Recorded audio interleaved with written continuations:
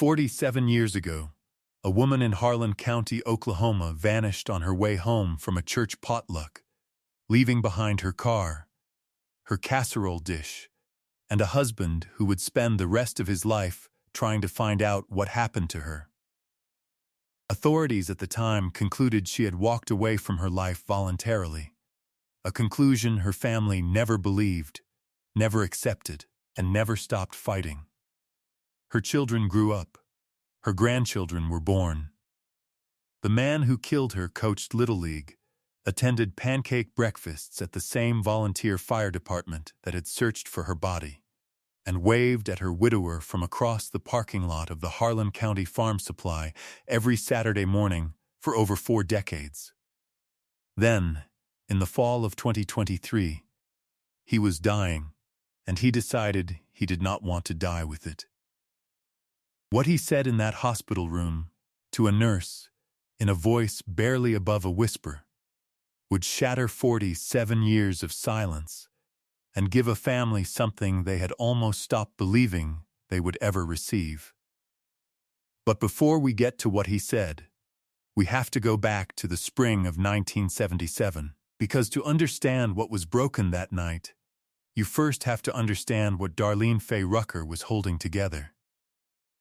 Harlan County, Oklahoma sits in the red clay foothills of the Ouachita Mountains in the southeastern corner of the state, where the land gets greener and hillier than people expect when they think of Oklahoma. In 1977, it was a county of just over 9,000 people, spread across a handful of towns connected by 2-lane highways and gravel roads that turned rust, colored after rain. The county seat was a town called Kettler, population 2,200, which had a grain elevator, a Piggly Wiggly, a 5 and dime that still sold penny candy, and a drive-in movie theater on the south edge of town that showed double features on Friday and Saturday nights. Darlene Rucker had lived in Harlan County her whole life. She was 43 years old in the spring of 1977. A sturdy, cheerful woman with dark auburn hair she set in rollers every Saturday night so it would be right for Sunday morning. She had graduated from Kettler High School in 1952, married Earl Rucker 4 years later, and built the kind of life that communities in small southeastern Oklahoma counties ran on, steady, unglamorous, woven into the fabric of a place so completely that when she was gone, people felt the absence the way you feel a draft from a window you didn't know was open. She had been a licensed practical nurse at the Kettler Community Hospital for 16 years, working the morning shift on the medical floor, and she was known there for 2 things: her competence, which was considered exceptional by every doctor who worked with her, and her habit of bringing baked goods on Fridays. Lemon icebox pie, mostly, sometimes a coconut cake. The doctors on the morning shift had standing requests. She kept a recipe card box in her work locker and updated it in pencil when she tried something new. She and her husband, Earl Rucker, had been married since 1956. They had 3 children: Gary, who was 19 and working at the grain elevator, Pam, who was 16 and in the 10th grade, and their youngest, Tommy, who had just turned 9. They lived in a white frame house with a wraparound porch on the edge of Kettler. The kind of house where the screen door never quite latched right, and nobody fixed it, because the sound of it banging in the summer wind was just part of how the house sounded. The year 1977 was a particular kind of year in rural Oklahoma. Jimmy Carter was in the White House. Gas prices were still recovering from the embargo, and men in the county drove older trucks and got more use out of them than they might have otherwise. The CB radio had become a fixture in every farm vehicle after the truckers made it popular. And on Saturday afternoons you could pick up half a dozen conversations on Channel 19 if you drove the county roads with the squelch turned down. It was the kind of era when a county this size still felt sealed from the outside, not isolated, but self-sufficient, with its own rhythms and its own version of news, passed person to person at the farm supply on Saturdays, and at the church potlucks on Friday evenings in spring. On the evening of April 22, 1977, Darlene drove her 1974 Chevrolet Impala, cream-colored, to the potluck supper at Kettler First Baptist Church. She brought a green bean casserole in a covered dish. She sat with her friend Norma Yates and two other women from the Ladies' Auxiliary for most of the evening.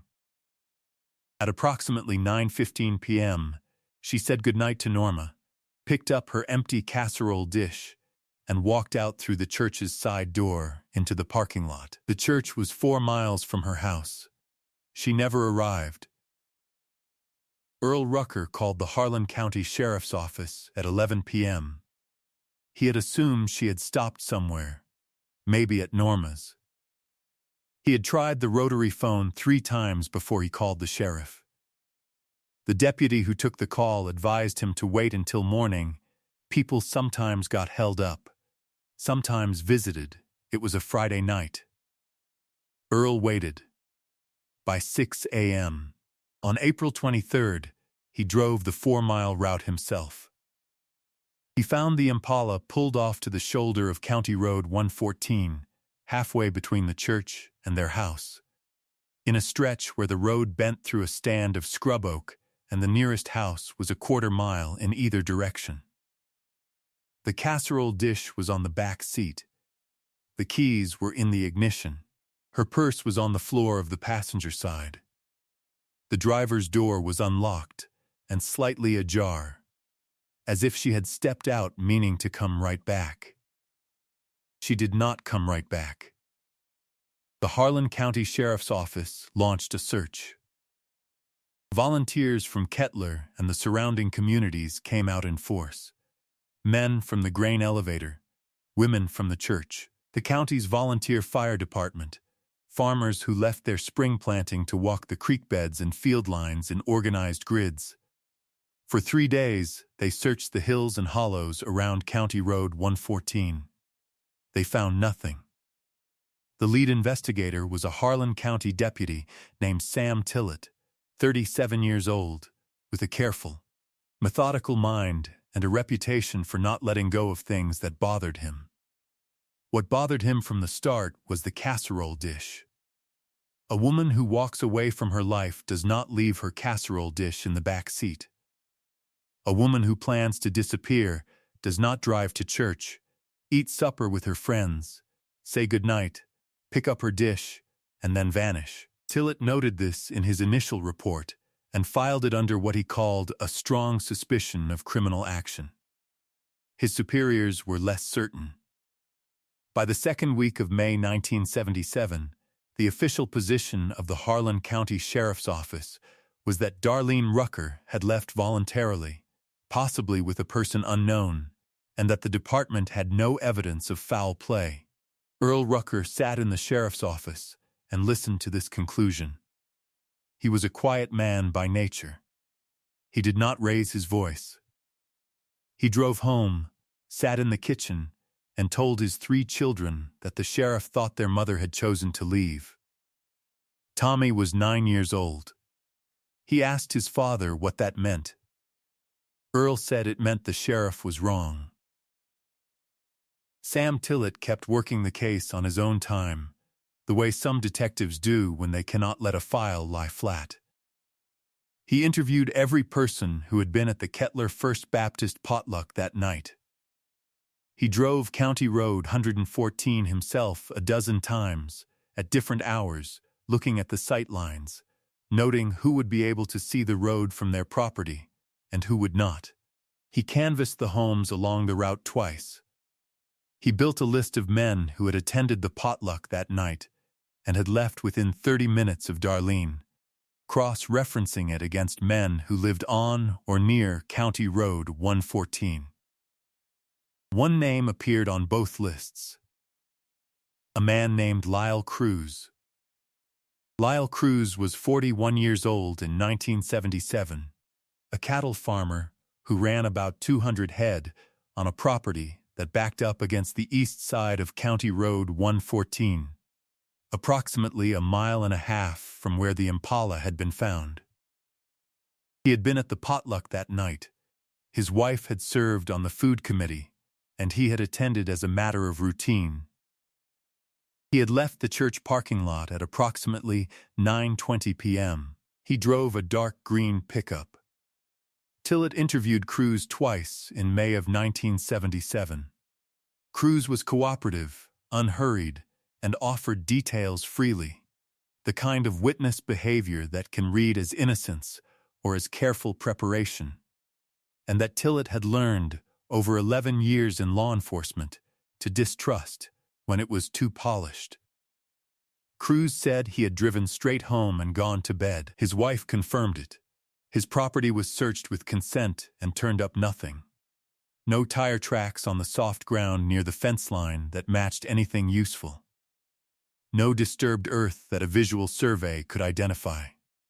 The forensic tools available to a rural Oklahoma sheriff's deputy in 1977 were not equal to the task of what Tillett was looking for, and he knew it even then. He requested that the Oklahoma State Bureau of Investigation send a specialist to conduct a more thorough soil survey of the Cruz property. The request was denied. The case had been officially reclassified as a voluntary disappearance, and Osby resources were not allocated for voluntary disappearances. Tillett filed an objection in writing. It is in the case file, 3 pages long, single-spaced, making the argument that the evidence, the casserole dish, the unlocked door, the keys in the ignition, the purse untouched, pointed to an abduction and not a departure. The objection was received. Nothing changed. Tillett had a feeling about Lyle Cruz. That was all he had. Darlene Rucker was declared legally missing in June of 1977. Her name was entered into the state missing persons registry. No body was ever found. No witness ever came forward. The casserole dish was returned to Earl Rucker in a brown paper bag by a deputy who didn't say much when he handed it over.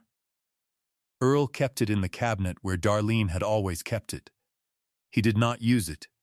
He could not bring himself to throw it away. The years began their work. By 1982, 5 years had passed. Gary Rucker had married and moved to Tulsa. Pam had finished nursing school, following her mother's footsteps in a way that felt both like honoring her and like the only way to stay close to something that was gone. Tommy was 14 and playing junior high basketball, wearing number 12 because it had been his mother's birth month. Earl Rucker was working longer hours at the farm supply and going to church every Sunday morning, sitting in the same pew where he and Darlene had always sat, on the left side, 4 rows from the front. Sam Tillett retired from the Harlan County Sheriff's Office in 1989 after 12 years of carrying Darlene Rucker's file in the back of his mind. He had reopened it formally twice during his tenure, once in 1981 when a human remain was found in a dry creek bed in the next county, and once in 1985 when an anonymous tip came in suggesting someone had talked about the Rucker case at a bar in Poteau. The tip went nowhere. Tillett left a copy of his notes with the cold case detective who replaced him, a younger man who had not worked the original investigation and for whom the name Darlene Rucker was simply a label on a box. The house on the porch with the broken screen door was the same. Earl kept it up. He repainted the siding in 1991. He fixed the screen door finally in 1994. And then he sat on the porch that evening in the summer quiet and felt like he had done something wrong. The sound of it closing properly was not the sound the house was supposed to make. Lyle Cruz continued to farm his cattle. He coached Little League in Kettler for 3 seasons in the mid-1980s. He attended the volunteer fire department pancake breakfasts every October. He went to church, a different church than the Ruckers, and he sat with his wife and later his grandchildren, and he passed the collection plate and shook hands in the parking lot afterward. He waved at Earl Rucker from across the lot of the Harlan County Farm Supply on Saturday mornings. And Earl, who did not know what he did not know, waved back. Tommy Rucker became a high school teacher and basketball coach in Kettler. He stayed. He had always said someone in the family needed to stay, to keep asking. Every few years he drove to the Harlan County Sheriff's Office and sat across from whoever was the cold case detective that year and asked if there was anything new. There never was. In 2019, Tommy turned 51. He sat at his kitchen table and did the math. His mother had been missing for 42 years. He was older than she had been when she disappeared. He called the cold case unit and left a message. They called back 3 weeks later. Every case on this channel takes weeks of careful research, public records, court documents, family interviews, to verify and tell with the respect it deserves. If you want us to keep uncovering stories like Darlene's, take a second to like this video and subscribe, and leave us a comment. Let us know where in the world you're watching from. It means everything to us. Now let's get back to Kettler, Oklahoma. Lyle Cruz was diagnosed with stage 4 pancreatic cancer in March of 2023. He was 87 years old. He was admitted to a palliative care unit at a hospital in Fort Smith, Arkansas, 40 miles from Kettler, in September of that year. His wife had died in 2011. His children visited. His grandchildren visited. The days in the unit passed the way days do in such places, quietly, with long silences between the visits. On the evening of October 14, 2023, a night shift palliative care nurse named Renee Holloway was checking in on Lyle Cruz during her rounds. He had been increasingly restless in the nights before, and the attending physician had noted signs of what the medical staff sometimes called end-of-life agitation, a phenomenon that is not uncommon in patients who are close to death and who are carrying something unresolved. He was awake when she came in. He asked her to sit down. She sat. He said her name, the nurse's name, not Darlene's, and then he stopped. Then he said, "There's something I've needed to say for a long time." He told Renee Holloway that he had killed a woman. He said her name. He said it plainly, the way you say a name you have been holding for so long it has worn smooth. He said Darlene Rucker. In 1977. On County Road 114. He said he had pulled his truck in front of her car to make her stop. He said she had not screamed. He said he had carried her off the road and into the tree line, and he had buried her on the eastern edge of his property, near the fence line where the scrub oak grew thick. He said he had thought about telling someone for 40 years. He said he had not been able to do it while his wife was alive. He said he was tired of carrying it. Renee Holloway was trained for difficult moments. This was not a moment her training had anticipated. She stayed calm. She excused herself, went to the nurse's station, and called her supervisor. Her supervisor called the hospital's patient advocate. The patient advocate called the Fort Smith Police Department. Fort Smith contacted the Harlan County Sheriff's Office in Oklahoma. A Harlan County detective named Brenda Falk arrived at the hospital the following morning. Lyle Cruz was still alive. He agreed to speak with her. He repeated, on audio recording, everything he had told Renee Holloway the night before. He answered questions. He gave directions to the fence line on his property. He signed a written statement. He died 11 days later, on October 25, 2023. The search of the Lyle Cruz property began on October 28, 3 days after his death, with a team from the Harlan County Sheriff's Office, the Oklahoma State Bureau of Investigation, and a forensic anthropologist from Oklahoma State University. They used ground-penetrating radar along the eastern fence line of the property, in the stand of scrub oak Cruz had described.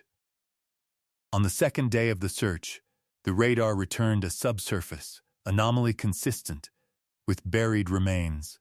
Excavation began.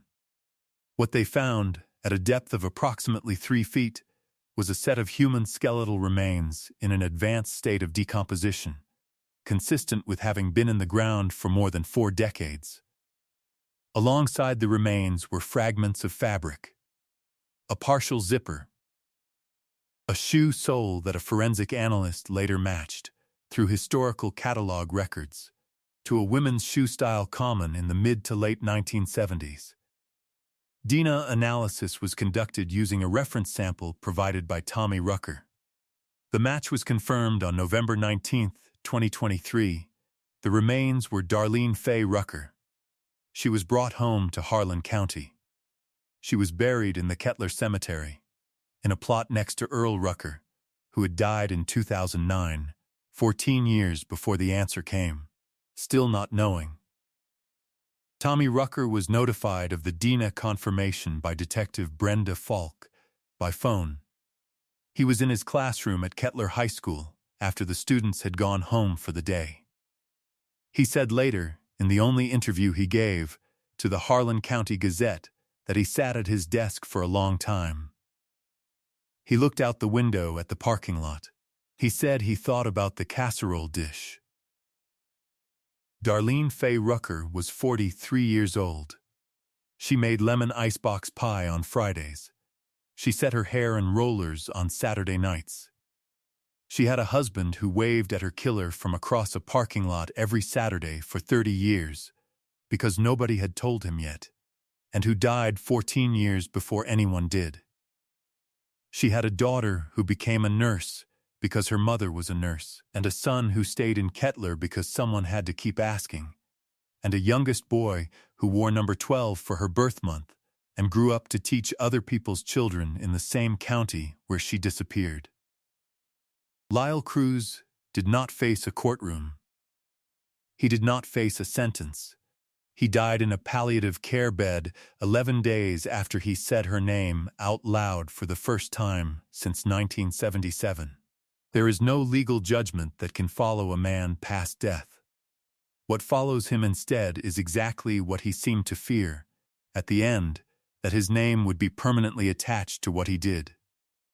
That the silence he had kept for 47 years would be the last thing anyone remembered about him. The confession of a dying man is not a common thing. It is not a thing the legal system anticipated or built itself around. Renee Holloway, the night shift nurse who sat down when he asked her to, performed an act of ordinary human presence that became the hinge point of a 47-year mystery. She did not know that. She was just doing her job. Sam Tillett, who had been right about Lyle Cruz from the very beginning, was 83 years old when the confirmation came. His daughter called him with the news. He said very little. He had said 47 years ago that Darlene Rucker had not walked away from her life. He had been right. There is a particular kind of exhaustion that comes from being right too late and too long. But Darlene is home. That is not nothing. After 47 years in the red Oklahoma clay on the east edge of a man's fence line, she is home. Tell us in the comments, does a deathbed confession, without a trial, without a sentence, feel like justice to you? Or is there a piece of it that will always be missing? And what do you think about Earl Rucker, a man who waved at Lyle Cruz in that parking lot every Saturday morning for decades, never knowing? What does it mean that he died without the answer, and that his wife's remains were found next to his grave? We want to hear from you. Darlene Rucker was missing for 47 years. Her son Tommy never stopped asking. Stories like hers are why this channel exists, because silence, no matter how long it holds, can be broken. If you believe truth is worth chasing no matter how many years it takes, Subscribe so you don't miss the next case. More solved cold cases are waiting in the description below. Thank you for watching.